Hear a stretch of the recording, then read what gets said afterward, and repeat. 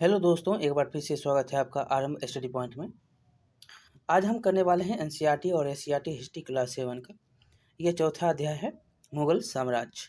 इसका पार्ट 1 होगा, पार्ट 2 में ये आएंगे। 2 पार्ट में आपको एमसीक्यू मुगल साम्राज्य के मिलने वाले हैं और बहुत ही इंपॉर्टेंट क्वेश्चन होंगे जो बार बार पूछे गए क्वेश्चन में से आपको इस अध्याय में, मतलब इस अध्याय में जो क्वेश्चन बार बार पूछा जाता है उसका हमने यहाँ पर जो है सिलेक्शन किया है। चलिए देखते हैं, एक एक क्वेश्चन को देखिएगा, ठीक है? ज़्यादा समय नहीं लेंगे, बहुत ही इंपॉर्टेंट सारे के सारे क्वेश्चन हैं। देखिए, मुगलों के संदर्भ में आपको यहाँ पर विचार करना है। मुगलों के संदर्भ में आपको यहाँ पर विचार करना है। मुगलों के संदर्भ में निम्न कथनों पर विचार करिए, पहला क्वेश्चन आपका है। और पहला क्वेश्चन का ऑप्शन है कि मुगल 2 महान शासकों के वंशज थे। एकदम तो ये सही है। 2 था ना, एक जो था यहाँ पर दिया ही गया, यहाँ पर दिया ही गया, देखिएगा। दूसरा है कि मुगल की माता की ओर से वे चीन के तांग राजवंश के थे, ठीक है? ये तो सही है। तथा पिता की ओर से ईरान, इराक एवं वर्तमान तुर्की के शासक जो तैमूर के ये वंशज थे, ये भी सही है। दोनों के दोनों जो हैं इसमें सही हैं। देखिए, मध्य एशिया के मंगोल जो था वो चंगेज खां, मंगोल था ना, मंगोल शासक चंगेज खां के वंश से जो है माता का, ठीक? ये जो चीन वाला है ये राजवंश जो चंगेज खां, और इसमें जो है पिता का ईरान, इराक और वर्तमान जो तुर्की का क्षेत्र है उसमें जो है पिता का जो वंशज है। तो ये तैमूर था, तैमूर के वंशज थे, एक चंगेज का एक तैमूर का। यहाँ पर 2 हैं, तो ये दोनों के दोनों तो सही हैं। लेकिन यहाँ पर आपको पूछ क्या रहा है, यहाँ पर पूछा है औसत्य कौन है, तो औसत्य तो कोई भी नहीं है। यहाँ पर देखिएगा, तो औसत्य तो कोई भी नहीं है, ना तो 1 और ना ही 2, ना तो 1 ना ही तो 2, ये दोनों क्या हैं, गलत हैं। ठीक है, दूसरा क्वेश्चन चलिएगा।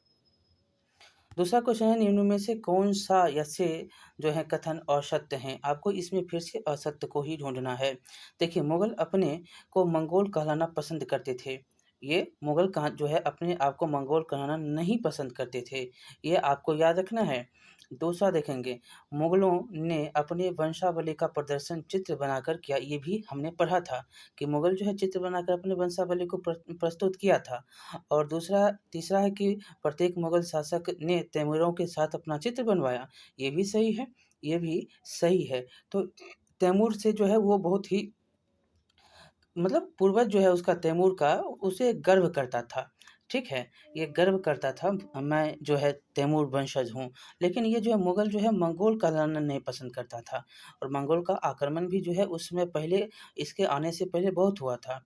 तो यहाँ पर देखेंगे, तो यहाँ पर आपका क्या हो जाएगा, गलत जो पूछा है ना औसत्य, औसत्य आपका 1 हो जाएगा, 1 आंसर जो है आपका औसत्य है।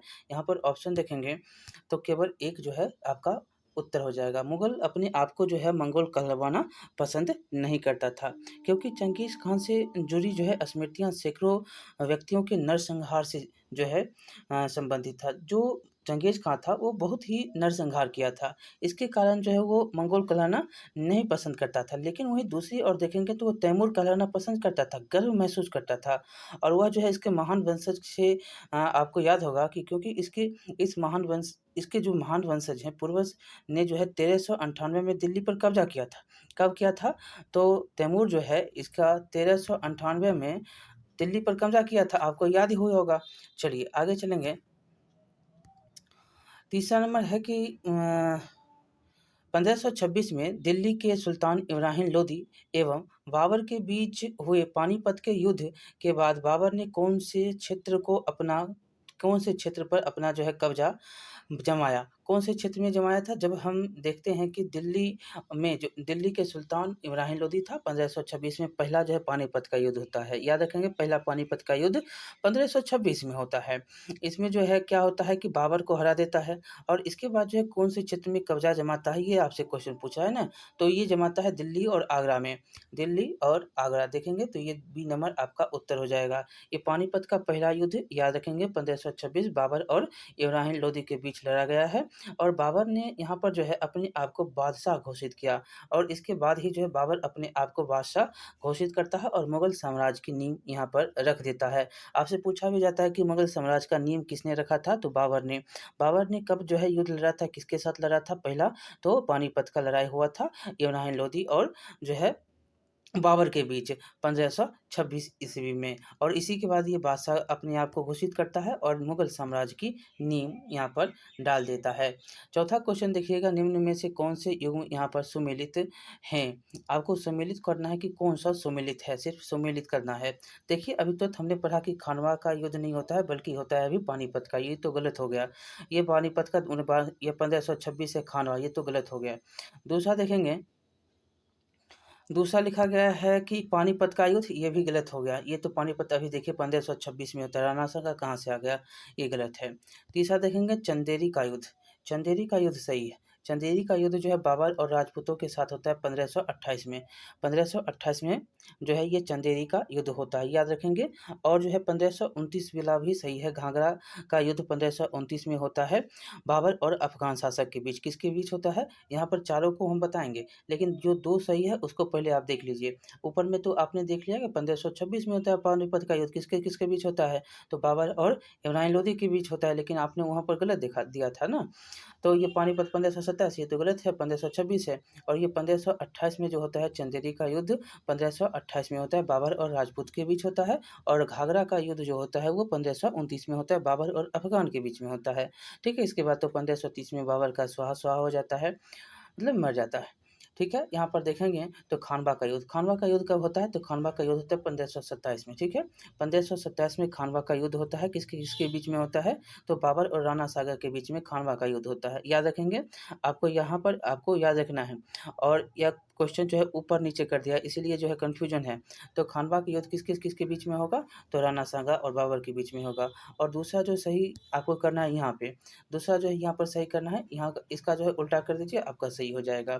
पानीपत का युद्ध कब होता है, 1526 में, बाबर और इब्राहिम लोदी के बीच में होता है, बस इतना करना है। चलिए आगे चलेंगे, ये तो आप समझ गए होंगे। अब 3-4 इसमें सही था, हमने सारे के सारे आंसर को सही कर दिया था। चलिए आगे, मतलब जो गलत था उसको भी हमने सही करके बता दिया आपको। अगला क्वेश्चन है कि अकबर के सैन्य अभियान के क्रम में निम्नलिखित कथनों पर आपको विचार करना है। अकबर का जो सैन्य अभियान होता है उसमें आपको बताना है कि कौन सा कथन इसमें सही होगा। अगला है कि यहाँ पर ऑप्शन है 1568 में सिसोदियों की राजधानी चित्तौड़ पर कब्जा किया, ये भी सही है, ये सही है। मतलब 1568 में सिसोदियों की राजधानी चित्तौड़ पर ये कब्जा कर लेता है।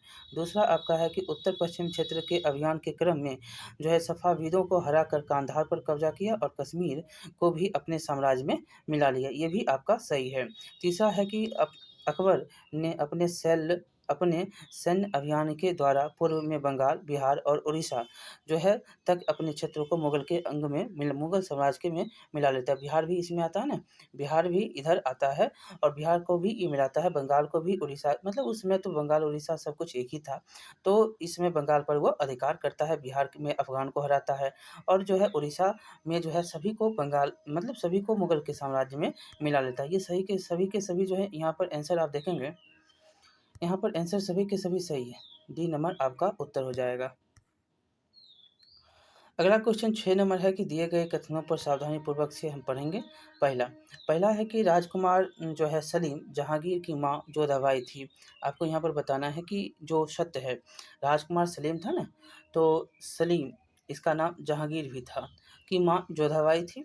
और दूसरा है कि अकबर के शासन के अंतिम वर्षों में राजकुमार सलीम के विद्रोहियों के कारण उसकी सत्ता लड़खड़ाई, ये भी सही है। वो विद्रोह करता था, विद्रोह जो है इतना दिन जिंदा सब रह रहा था, जो क्या करता, विद्रोह तो करना पड़ता, 1605 ईस्वी में विद्रोह कर देता है, और यह जो है यहाँ पर सत्ता लड़खड़ा जाती, बेचारा अकबर जो है शोक में डूब जाता है, बेचारा अकबर शोक में डूबता है, उसके बाद उसकी तो मृत्यु भी हो जाती है। और यहाँ पर देखेंगे कि अकबर के शासन के अंतिम वर्षों में जो है यहाँ पर क्या करता है, राजकुमार सलीम जो जहांगीर है वो विद्रोह कर देता है। और तीसरा है कि अकबर ने अपने शासन काल में कभी भी दक्कन के अभियान, ये तो गलत है, दक्कन का अभियान तो किया था, तो दक्कन का अभियान ये किया था, तो ये तो गलत है। तो यहाँ पर आपको सही कौन सा है, तो 1 और 2, 1 और 2 सिर्फ आपका इसमें सही है। ठीक है, 1 और 2 सिर्फ आपका इसमें सही है।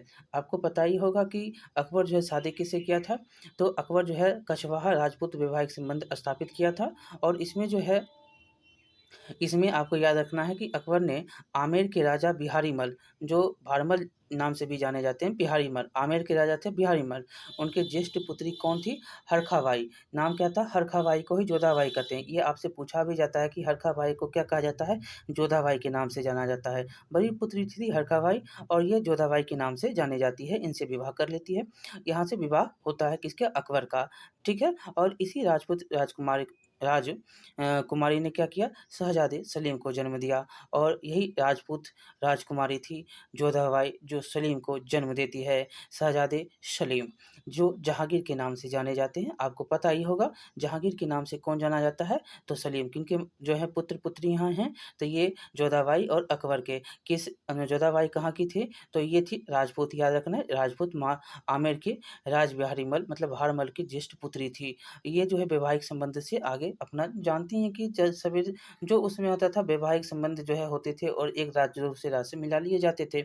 और दक्कन का अभियान आपको याद रखना है कि अकबर के काल में जो है दक्कन अभियान शुरुआत हुई और उसने जो बरार, खानदेश और अहमदनगर के कुछ हिस्सों को अपने राज्य में मिला लिया था, याद रखेंगे, इसलिए तीसरा नंबर गलत है, ठीक है। तो क्या हुआ? तो ये कहाँ-कहाँ दक्कन में मिलाया? तो बरार को खानदेश में, खानदेश को और अहमदनगर को ये अपने राज्य में मिला लिया था। चलिए अब खुर्रम किसका बेटा था? ये तो आप जानते ही हैं कि खुर्रम किसका बेटा था?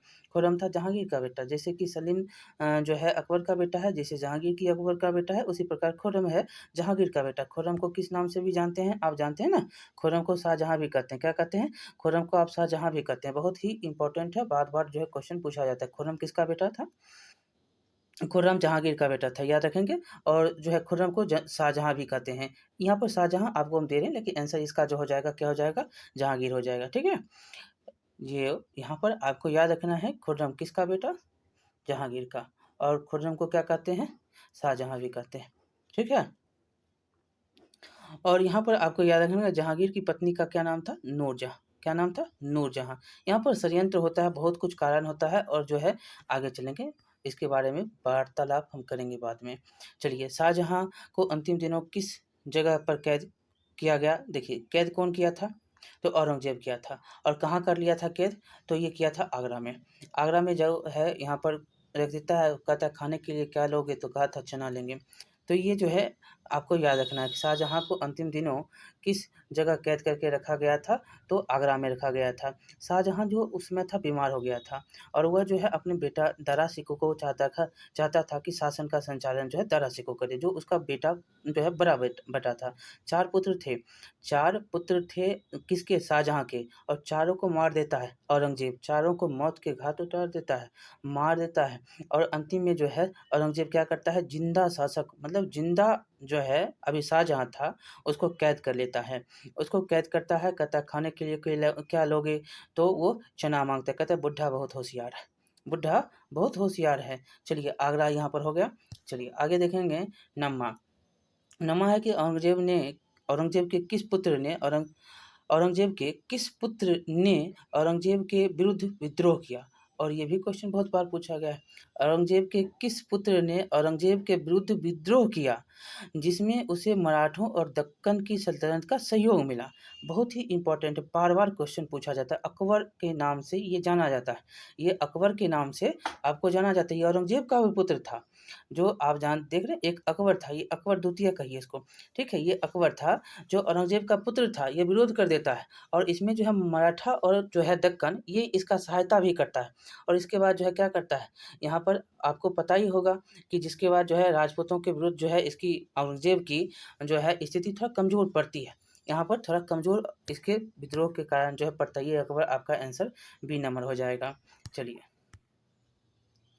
10वां नंबर आप देखिएगा, दक्षिण के किन 2 राज्यों को औरंगज़ेब ने अपने साम्राज्य में मिला लिया? बहुत बार क्वेश्चन ये पूछा गया है। किसको मिला लिया था? तो ये था गोलकुंडा और बीजापुर। गोलकुंडा और बीजापुर को जो है ये अपने साम्राज्य में मिला लिया था। कब मिलाया था ये भी पूछ देता है। तो औरंगज़ेब जो है क्या करता है, 1685 ईस्वी में बीजापुर को मिलाता है और 1687 ईस्वी में गोलकुंडा को अपने राज्य में मिलाता है। ये याद रखिएगा, ठीक है? चलिए आगे देखेंगे 11वां नंबर क्वेश्चन। औरंगज़ेब के सेना के विरुद्ध किसने छापामार पद्धति शुरू की? ये भी क्वेश्चन जो है आपसे बार-बार पूछा जाता है, ये मराठा था। ये मराठा के शासक थे शिवाजी, जो इस छापामार में बहुत प्रसिद्ध थे। प्रसिद्धि इनको प्राप्त थी छापामार में, और ये पकड़ाए भी थे और धोखा भी मिला, फिर भागे भी, और जो है फिर जो है यहाँ पर सूरत को जीते, कितना बार जीते, मतलब कि बहुत सारे काम किए। ये मराठा के जो है शासक हैं, कौन? तो शिवाजी। शिवाजी जो है औरंगज़ेब की सेना के विरुद्ध छापामार पद्धति शुरू की थी। चलिए आगे 12 नंबर लिखा गया है कि मुगल उत्तराधिकारी के संदर्भ में आपको कथन पर विचार करना है। पहला लिखा गया है कि मुगल ज्येष्ठ अधिकार के नियम में विश्वास करते थे, जिसमें ज्येष्ठ जो पुत्र होता था उसको ही पिता के राज्य का उत्तराधिकार माना जाता था, उत्तराधिकारी होता था। और दूसरा है कि उत्तराधिकारी में शहदायाद की मुगल और तैमूर वंशों की प्रथा को अपनाते थे। उपयुक्त में से कौन सा कथन आपको यहाँ पर बताना है कि सत्य है? तो इसमें जो है मात्र जो है दूसरा नंबर ही सत्य है। इसमें मुगल जो है ये उत्तराधिकारी के लिए शहदायाद की मुगल और तैमूर वंशों की जो प्रथा थी वो अपनाते थे, ठीक है? इसमें जो है आपको याद रखना है कि जिसमें उत्तराधिकार का विभाजन समस्त पुत्रों में कर दिया जाता था, जो कभी कोई इस क्षेत्र में रहता था, कोई इस क्षेत्र में, कोई इस क्षेत्र में, सभी का क्षेत्र जो है बाँट दिया जाता था। ये आपका आंसर हो जाएगा, क्या हो जाएगा? 2 हो जाएगा। चलिए, आगे देखेंगे 13 नंबर क्वेश्चन। हम तेज़ी से कर रहे हैं, बहुत ही क्वेश्चन है। तो 13 नंबर है कि निम्न में से कौन से कथन सत्य हैं?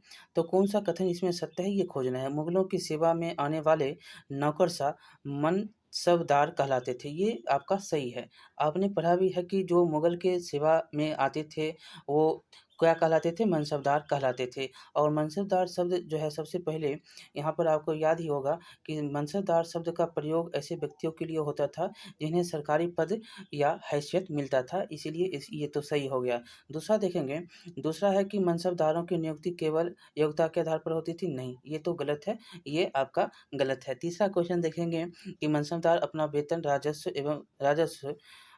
है जो राजस्व एकत्रित करने वाली भूमि के रूप में पाते थे, ये भी सही है। जो आपको पता ही होगा कि जो भी इसका जो है वेतन होता था, जो उसको क्षेत्र दे दिया जाता था और उससे जो है वो अपना राजस्व जो होता था उसे लेता था, और जो है कुछ-कुछ यहाँ पर जो अ, स सेना का जो होता है, सैनिक का, ये सब जो है वो इसे ही देता था लेकर, रुपया जो है इसे ही वो देता था। ये याद रखना है, आपको यहाँ से क्वेश्चन पूछा जा सकता है। चलिए आगे चलेंगे, यहाँ पर क्या हो जाएगा 1 और 3, 1 और 3। अगला क्वेश्चन है कि मुगलकालीन मनसबदारी व्यवस्था के संदर्भ में निम्नलिखित पर विचार करिए। अभी तो हमने आपको बताया, अब जो है पूरा चला है, यहाँ पर आपको बताना है। देखिए, मनसबदारी मुगलों के द्वारा चलाई गई जो है श्रेणी व्यवस्था थी, जिसके ज़रिए पद, वेतन एवं सैन्य उत्तराधिकारी निर्धारित किए जाते थे। ये बता दिए ना ऊपर में आपको, जो ये सैन्य उत्तराधिकारी भी जो है नियुक्त होता था, और इसमें जो है आपको श्रेणी बाँटा गया था ना, श्रेणी बाँटा गया था। मनसबदारी मुगलों के द्वारा जो है चलाया गया ये श्रेणी व्यवस्था था, जिसमें कि जो है क्या-क्या था, पद था, वेतन था, सैन्य उत्तराधिकारी, ये सभी के सभी थे, ठीक है? ये तो आपका सही हो गया। दूसरा देखेंगे कि सवार पद की संख्या जितनी अधिक होती थी, प्रतिष्ठा एवं वेतन भी उतना ही अधिक होता था। और तीसरा है कि जात पद के द्वारा मनसबदारों के रखे जाने वाले घोड़े एवं घुड़सवारों की संख्या तय होती थी। उपयुक्त में से कौन-सा कथन सत्य है? इसमें पूछ रहा है मनसबदारी व्यवस्था के बारे में। इसमें जो है ये नहीं पूछ रहा है कि वेतन किसके पास कितना जो है वो घोड़ा रखेगा, नहीं रखेगा, ये नहीं पूछ रहा है। इसमें जो है आपको याद रखना है कि पद जो होता था, पद एवं वेतन का निर्धारण जो है जात की संख्या पर निर्भर होती थी। यहाँ पर जो है जात की पद की संख्या पर नहीं, बल्कि जात की संख्या पर। ये अगर जात रहता तो जात हो जाता सही। ठीक है? जात की संख्या पर निर्भर होती थी। जात की संख्या जितनी अधिक होगी, दरबार में मतलब उसको जो है उतना ही दिया जाता था, मतलब उतना ही उसको वेतन मिलता था। अभिजात यहाँ पर याद रखना कि अधिक जितना हो, दरबार में जो है अभिजात की प्रतिष्ठा उतनी ही बढ़ जाती थी और वेतन भी जो है उतना ही उसको मिलता था। ये याद रखना है, ये आपका गलत है। और यहाँ पर एक बात और याद रखना है कि सवार पद के द्वारा जो है मनसबदारों के द्वारा रखे जाने वाले घोड़े और घुड़सवारों की संख्या क्या होती थी? तय होती थी। ये सवार पद होगा, ये क्या होगा? यहाँ पर सवार पद, ना कि जात पद। ये उल्टा कर देते तो सही होता, ये उल्टा नहीं किया, गलत कर दिया। ठीक है? बस 2 पॉइंट यहाँ पर पकड़ना है, सवार और जात को, और ये सही गलत आपका हो जाता है। तो यहाँ पर केवल एक जो है आपका सही है। चलिए, यहाँ पर देखिएगा 15 नंबर क्वेश्चन। लिखा गया कि मनसबदारी व्यवस्था के संदर्भ में नीचे दिए गए कथनों पर विचार करना है। अभी तुरंत आपने मनसबदारी के बारे में 2 क्वेश्चन को पढ़ा है। तीसरा क्वेश्चन में आप देखेंगे, इसमें पहला क्वेश्चन मतलब कि पहला ऑप्शन देखेंगे, मनसबदार अपना वेतन राजस्व एकत्र करने वाली भूमि के रूप में पाते थे जिन्हें जागीर कहते हैं। ये आपने देखे थे ना, जो मनसबदार को भूमि मिलता था और उसे वो एकत्र राजस्व करता था और उसको क्या अब कहते हैं, तो उसको जागीर भी कहा जाता था, उसको जागीर भी कहते थे। एक होता था इक्तादार, और इक्तादार जो होता था वो क्या करता था कि अपनी प्रशासन व्यवस्था जो होती थी, वो सारे के सारे जो हैं वो अपने मतलब जो उसको जागीर मिला, जो उसको जो है ज़मीन मिला है, उसी से प्रशासन भी चलाएगा, उसी से जो है उसी पर आश्रित रहता था, जागीर पर ही आश्रित रहता था। लेकिन यहाँ पर दूसरा क्वेश्चन पूछ रहा है कि मनसबदार इक़्तिदारों, हम इक़्तिदार के बारे में थोड़ा बता दिए थे आपको। तो मनसबदार जो होता है, मनसबदार इक़्तिदारों की तरह ही अपने जागीर पर आश्रित रहते थे एवं उन पर प्रशासन करते थे। ये गलत है, मनसबदार ऐसा नहीं करता था। मनसबदार का होता था क्या? तो यह राजस्व उनके नौकर एकत्रित करता था। कौन करता था? इनका राजस्व जो है नौकर एकत्रित करके लाता था, और यह जो है किसी अन्य विभाग में जो है सेवारत रहते थे। कौन? तो मनसबदार। ये याद रखेंगे, जो जागीर इसको मिलती थी, जो जागीर मिलती थी, वो उस पर आश्रित नहीं रहता था। ये कहीं और भी जो है अपना सेवारत रहता था, और जो उसको जागीर मिल गई है, वो कौन लाता था, मतलब कर वसूल कर, तो उसका नौकर लाता था। ठीक है? तो ये 1 नंबर आपका यहाँ पर हो जाएगा। अगला नंबर है कि निम्न कथन एवं कारणों पर विचार कीजिए। कथन पहला है कि अकबर ने अपने शासनकाल में जागीरों का बड़ी सावधानीपूर्वक आकलन किया, और ये जो है बहुत ही सुंदर है। ये आकलन किया था तो कम उम्र का, लेकिन धीरे-धीरे जो है समझदार भी बन गया, और धीरे-धीरे समझदार ऐसा बना तो आप जान ही रहे हैं, विख्यात हो गया।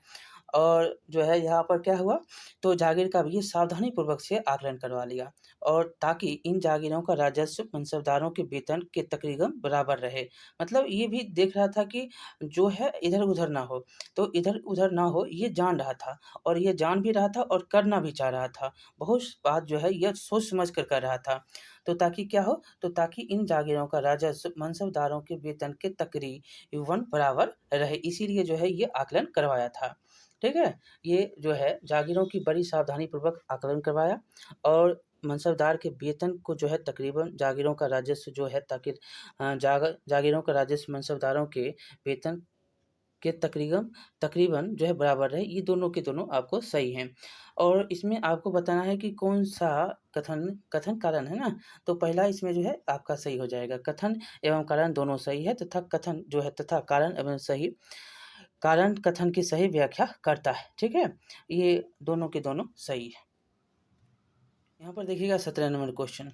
लिखा गया है कि कथन और कारण पर निम्न में विचार आपको करना है। कि कथन है कि औरंगजेब के शासनकाल में जागीरों से प्राप्त होने वाला राजस्व मनसबदार के वेतन से बहुत कम होता था। ठीक है? दूसरा है कि औरंगजेब के शासनकाल में विभिन्न क्षेत्रों में उत्पादन में कमी हुई तथा मिलने वाले राजस्व में भी गिरावट आई। देखिए, यहाँ पर आपको सिर्फ थोड़ा समझना है कि कौन-सा कथन इसमें सही है और कौन-सा कथन गलत है। तो ये आपका सही है। देखिए कैसे सही है।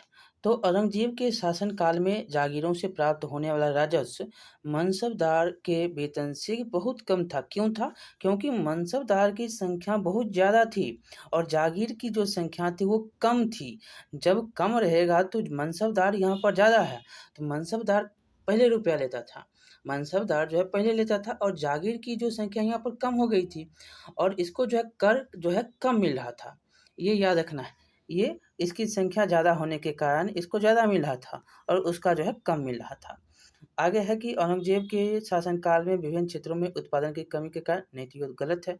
ऊपर में आपको बता दिया ये कर जो है क्यों गिरावट हुआ, तो मनसबदार जो था उसकी संख्या बहुत अधिक थी। चलिए आगे देखेंगे, यहाँ पर आपका सही हो जाएगा, कथन 1 सही है, कथन कारण जो है गलत है। कारण तो बता दिए ना क्यों कारण हो गया था ज़्यादा। तो अगला है कि मुगल काल में जमींदार शब्द का प्रयोग जो है किसके लिए किया जाता था? मुगल काल में जमींदार शब्द का पहला ऑप्शन देखेंगे कि किसी ग्राम के मुखिया के लिए जो राजस्व एकत्रित करता था, ये तो सही है। ये ज़मींदार कहलाता था और उस गाँव के जो हैं राजस्व वसूल करके देता था। दूसरा है कि किसी क्षेत्र के स्थानीय सरदार के लिए जो राजस्व इकट्ठा करता था, ये भी सही है।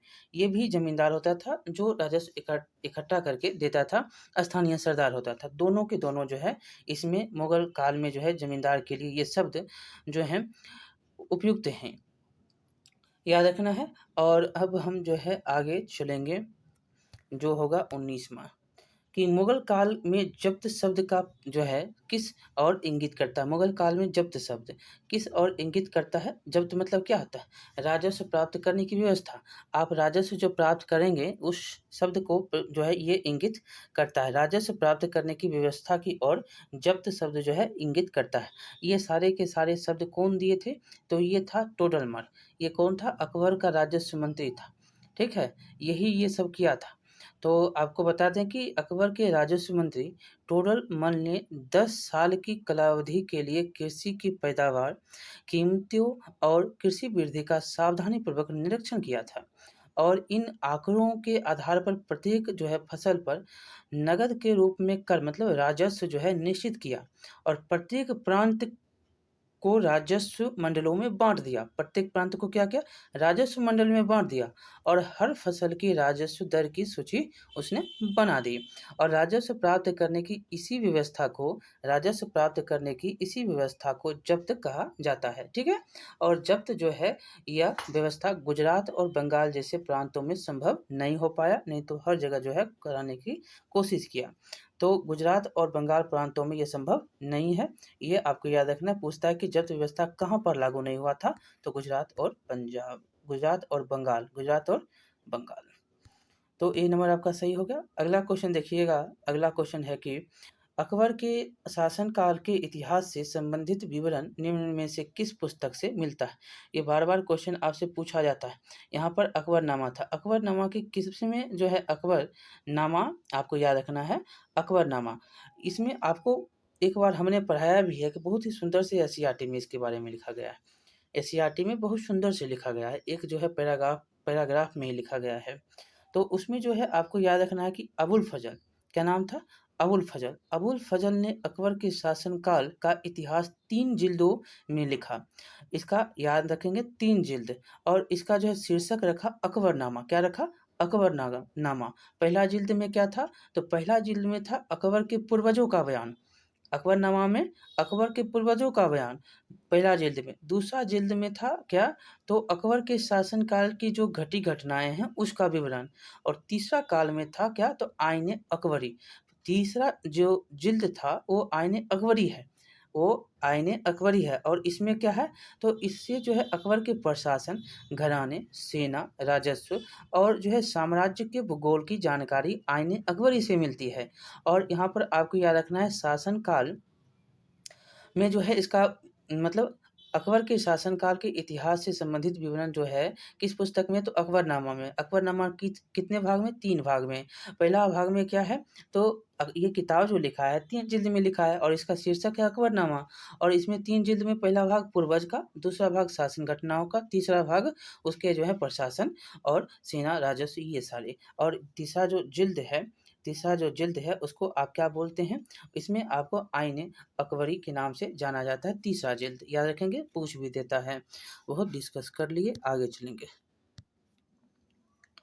आगे है कि अकबर के द्वारा इबादत खाने का निर्माण किस शहर में करवाया गया था? अकबर के द्वारा जो है इबादत खाना कहाँ पर करवाया गया था? तो फतेहपुर सीकरी में। अकबर के द्वारा जो है फतेहपुर सीकरी में जो है इबादत खाने का निर्माण करवाया गया था। आगे देखेंगे 22वां नंबर आपका है कि निम्न कथनों पर विचार करना है। पहला, अकबर ने इबादत खाने में विभिन्न जो है धार्मिक गुरुओं के साथ धर्म के मसलों पर चर्चा शुरू की। ठीक। दूसरा है कि इबादत खाने में चर्चाओं के दौरान अकबर की समझ बनी कि जो विद्वान धार्मिक रीति और जो है मंताधता पर बल देते हैं वे अक्सर कट्टर होते हैं। ये दोनों के दोनों जो हैं सही हैं। क्या हैं? ये दोनों के दोनों आपको सही हैं। देखिए, आपको याद रखना है यहाँ पर कथन सत्य है, तो कथन सत्य आपका दोनों है। 1570 में जो है अकबर फतेहपुर सीकरी में था, तो उसने जो है रोमन कैथोलिक के पादरी और ज़रथुस्ट्रा धर्म के अनुयायी और महिलाओं और ब्राह्मणों के साथ जो है धर्म के मामलों पर चर्चा शुरू किया। और यह चर्चा जो है इबादत खाना में हुआ, जो सीकरी में है, आपने देखा है। और इनकी जो है विचार विमर्श अकबर की समझ में यही आया कि जो विद्वान धार्मिक रीति रिवाज और जो है मंत्रधता पर बल देता है, वो अक्सर क्या होते हैं, कट्टर होते हैं। और उनकी जो है शिक्षाएं प्रजा के बीच विभाजन एवं असम जो है असमंजस असमंजस पैदा करती है। जो उनकी शिक्षाएँ जो होती हैं, ये विभाजन और असमंजस की जो भावना पैदा कर देता है। और यही अनुभव जो है अकबर को सुलह-ए-कुल या सर्वत्र शांति के विचार की ओर ले गया था। सुलह-ए-कुल या सर्वत्र शांति के विचार की ओर ले गया। अब 23वां नंबर देखिएगा क्वेश्चन कि अकबर के सुलह-ए-कुल, यहाँ पर क्वेश्चन भी आ गया सुलह-ए-कुल। सुलह-ए-कुल के पर आधारित शासन जो है यहाँ पर शासन दृष्टि यहाँ पर है, होगा दृष्टि, क्या होता? यहाँ पर दृष्टि होता।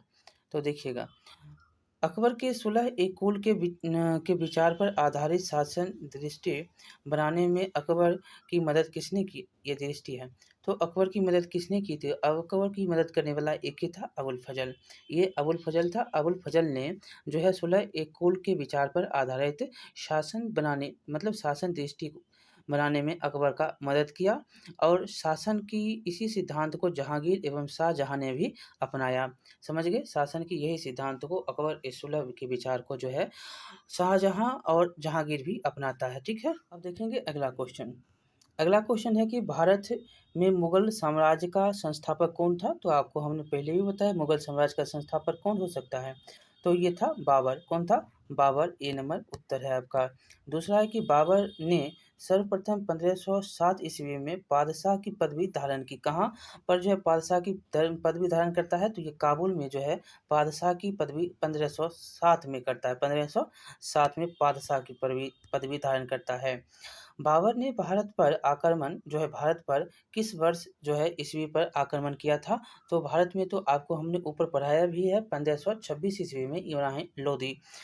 चलिए आगे देखेंगे कि बाबर की इब्राहिम लोदी पर विजय का कारण क्या था? तो यहाँ पर था बहुत ही जो है कुशल सेनानायक। और यहाँ पर आपको मुख्य बात करना है ना, तो इब्राहिम लोदी पर विजय का कारण क्या था? तो ये तोपखाना का उपयोग किया था। सबसे पहले जो है तोपखाने का उपयोग बाबर के द्वारा जो है लड़ाई में किया गया। ये क्वेश्चन बार-बार पूछा भी जाता है। तो क्या था? तोपखाना का उपयोग करने वाला बाबर था, इसलिए विजय भी होता है। आगे देखेंगे, निम्न नामों में से उसे चयनित कीजिए जो हुमायूं में से किसी का नाम नहीं है। हुमायूं के भाई के में से किसी का नाम आपको इसमें नहीं है। कौन-सा है? देखिए, कामरान भी था, अस्करी और हिंदाल, ये सभी के सभी थे। लेकिन जो है आपको यहाँ पर नहीं कौन था? तो उस्मान नहीं था। उस्मान जो है हुमायूं के भाई में से नहीं था। कामरान, अस्करी और हिंदाल इसके भाई थे। चलिए आगे देखेंगे, निम्न में से कौन सा प्रथम मुगल सम्राट था जिसने बंगाल के विरुद्ध सैन्य अभियान का नेतृत्व किया?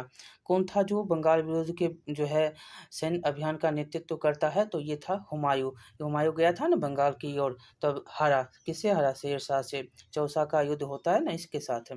चलिए आगे देखेंगे कि हुमायूं ने चुनार दुर्ग पर प्रथम बार आक्रमण कब किया था? जो चुनार दुर्ग है उस पर आक्रमण हुमायूं कब करता है प्रथम बार?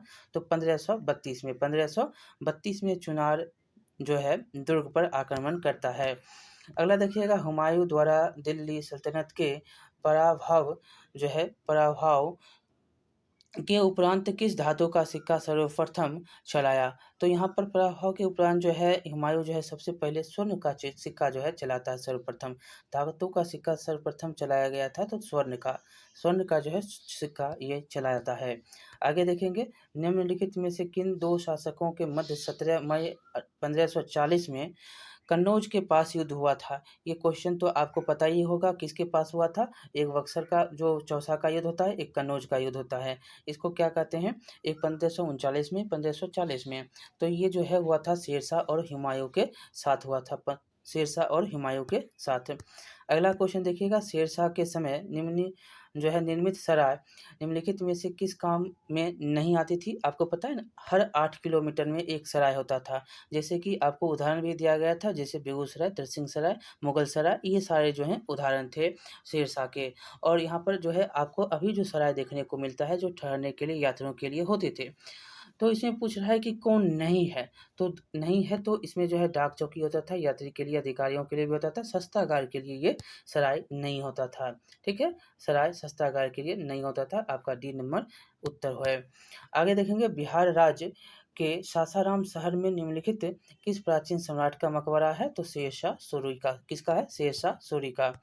अगला क्वेश्चन देखिए, निम्नलिखित में से किसने पूर्वी बंगाल से लेकर पेशावर तक सड़क ए आजम कहलाई जाने वाली सड़क बनवाई थी? ये भी क्वेश्चन जो है बार बार आपसे पूछा जाता है कि कौन था? ये था शेरशाही।